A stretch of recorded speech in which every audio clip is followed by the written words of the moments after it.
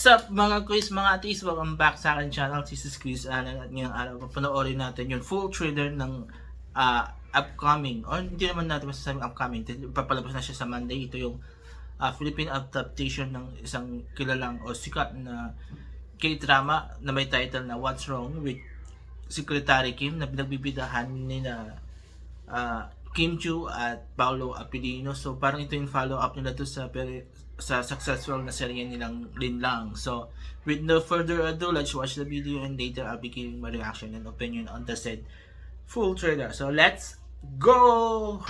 Kim, this is beyond the crisis. This is Armageddon. Relax, Zen. Breathe in, breathe out. May I introduce to you our young and dynamic boss, Mr. Brandon Manansala Castillo. Who do I need to fire? After 9 years, sabi ko nga po, perfect po kayo. I know. I look perfect. Resignation letter ko po. What's wrong with Secretary Kim? This is the end of an era. Nag-resign na po ako. Sa pagre-resign si Kim, doon ka lang mararatel, bro. Oh, she's not just my secretary. You can't let her resign. There's always a reason why people leave. If you want to stop them, find that reason. Don't worry, Mom. I always get what I want. Secretary Kim. Boss? Sir. Not you. Her. Are you still serious about leaving? Kahit nabigyan niyo po ako ng 1-week leave, pagkatapos po nun, back to normal ulit. Wala na naman po akong time to mingle, to meet my boyfriend. You can't date. Uy, na. Secretary Kim! Just stay away from my secretary. She's off limits. Type mo siya, bro. Kaya halos tumambling ka na dyan para lang hindi siya mag-resign, di ba? Kapag inaya ba kita ng date, sasama ka? Copy po, boss. You're my most trusted person. I realize that you deserve more. So this time, ikaw naman. In love ka ba sa boss mo? In love agad! Litong-lito na po talaga ako sa mixed signals ninyo. Kaya, let's stick to our own boundaries na lang po sana. Paano kung ayaw ko?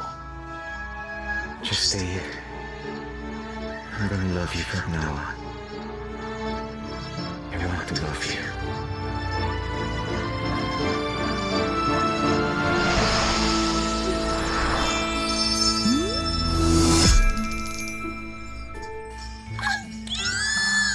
I think we should call him... Carabay?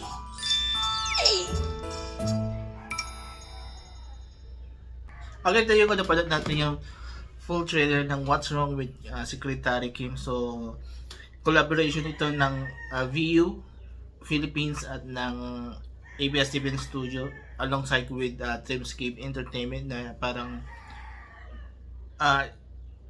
subsidiary ng ABS-CBN na involved sa paggawa ng mga series sa TV and sa mga online platform ng ABS-CBN. So unang napansin ko dito, ang ganda ng cinematography, para siyang pelikula, as in the whole trailer mukha siyang pelikula, and gusto ko to kasi despite of the condition o situation ng ABS-CBN, never ako nakakita sa mga series nila na talagang mababa yung quality, and this one as in solid. Ang ganda ng quality niya from to sa technical aspects pa lang. Cinematography, camera shots, lighting, even the sound, talagang mala pelikula ang dating nung series, and good job sa ABS-CBN. So dito nyo ako napahanga ng husto kasi yung quality niya para siyang much better pa nga to sa original series, diba?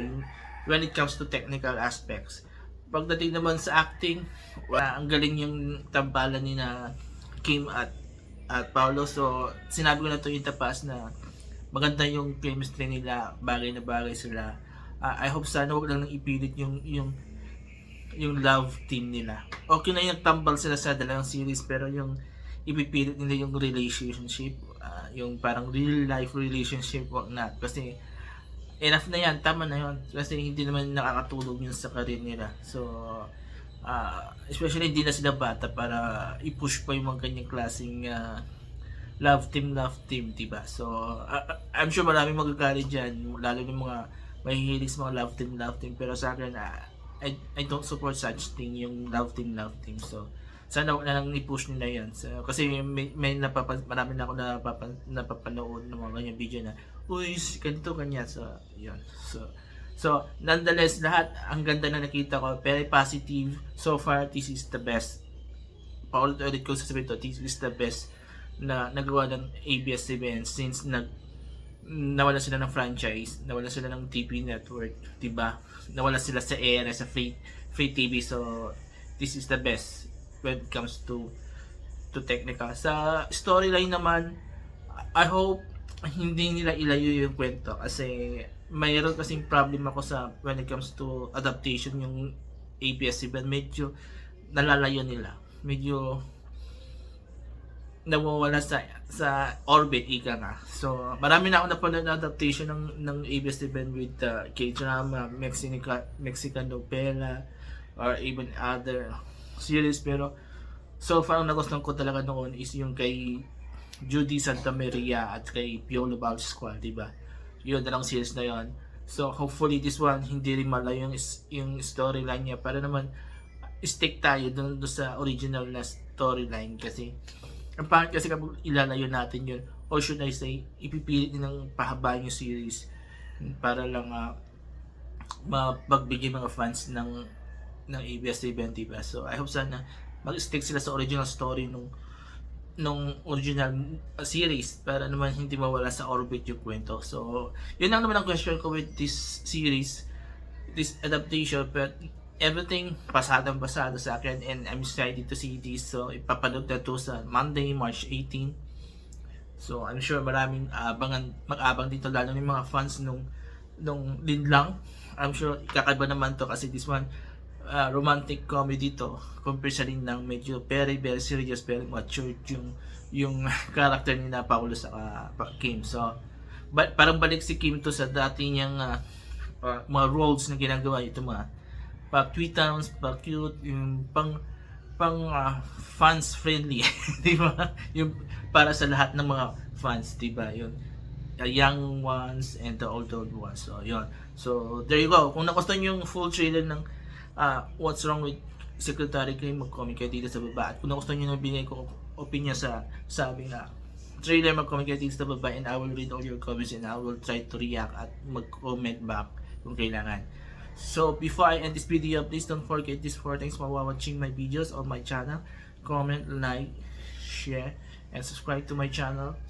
The Alan Ski Show, ang Pinoy talaga channel, proudly from the vlog and Tabat Lang People present. So maraming salamat. Have a nice day and bye-bye.